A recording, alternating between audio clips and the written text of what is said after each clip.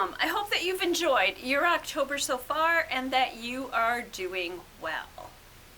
Today we are here to talk about the book I read to fulfill the prompt to read a book set at least partly in the autumn.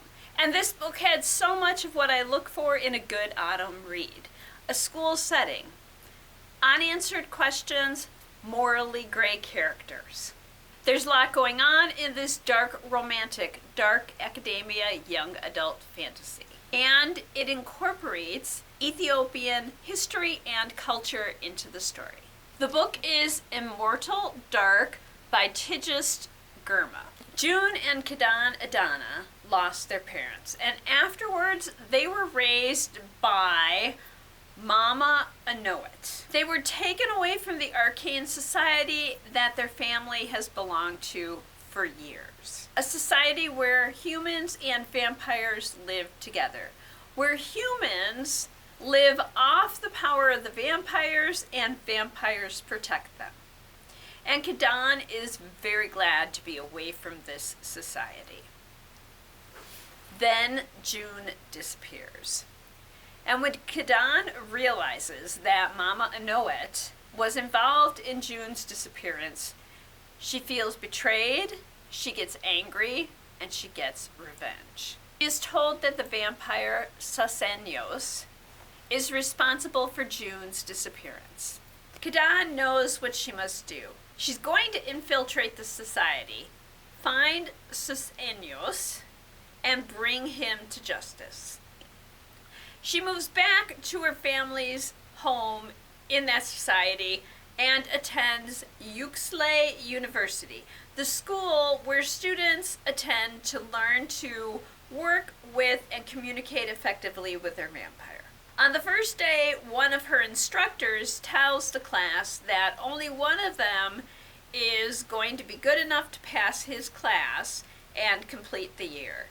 Kidan is determined that it's going to be her. She also learns that she must live in her family house with the vampire Susenyos. Each home has a rule that governs what occurs there, and the vampires cannot break those rules. Kidan must discover what her home's rule is and try to change it so that she can use it against Susenyos. As you can imagine, Kidan is unhappy that she must live with him. She's even less happy when living with him means that they communicate and talk to one another and start to form a relationship. What is she doing? She hates Susenyos, yet she's drawn to him. And she's about to learn that most of what she thought she knew was wrong. The author grew up reading and loving vampire stories and cites two that inspired her. It was her wish to write a vampire series with black characters that include Ethiopian history and culture, and she has succeeded. And there are some mature themes in this book, so it is best for those in the older YA group and older than that. So what can you read for a similar experience? Let's talk about the series that inspired the author to write this book.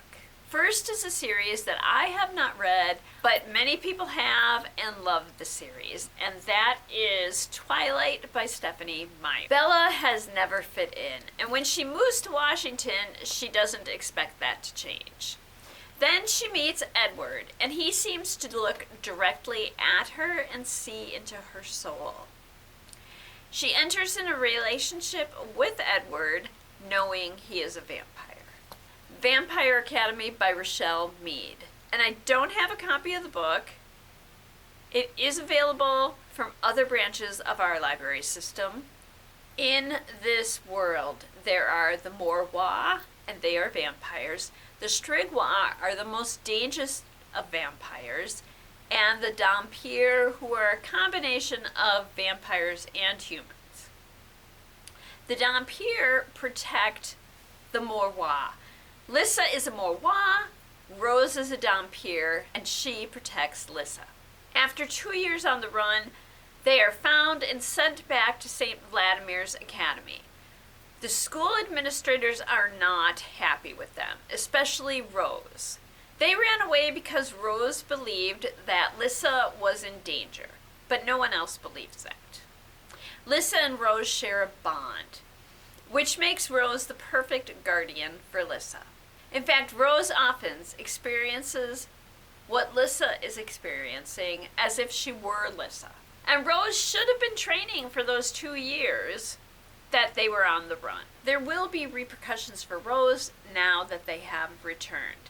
She is allowed to go to class, she is allowed to train with the guardian Dimitri, but other than that, she has to stay in her room. Lissa's return hasn't been easy. She faces rejection from her former friends and classmates. And she has been finding messages in her room that are threatening her.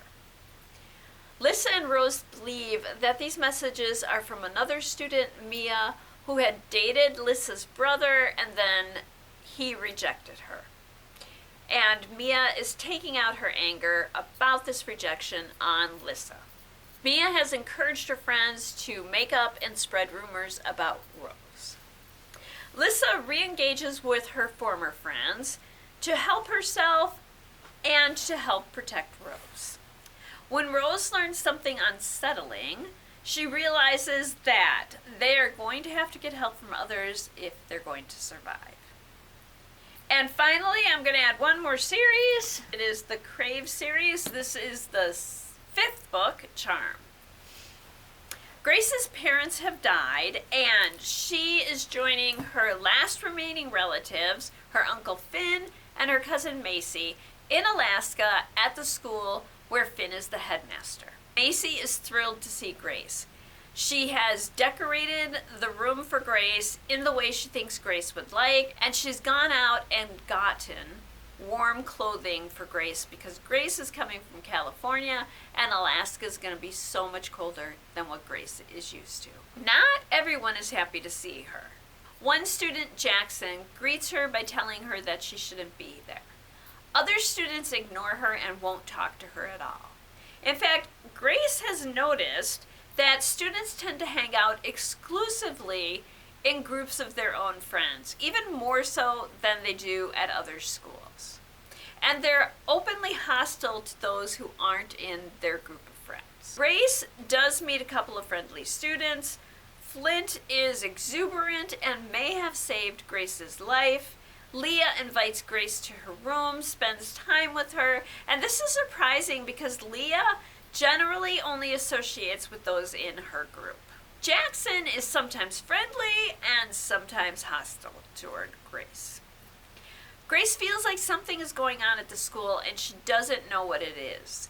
In some ways, her Uncle Finn is a lot like her father, and in other ways, he's completely different and you wouldn't even realize they were related. I'm going to stop here so I don't give too much of it away. And there we are. I hope that you enjoyed all 4 of our October reads, and I hope that you will join me again very soon when we find out our November reads. I will be back with another video between now and then, so I hope that you'll join me for that one as well. Until then, I hope that you enjoy all that you do and all that you read. And thank you.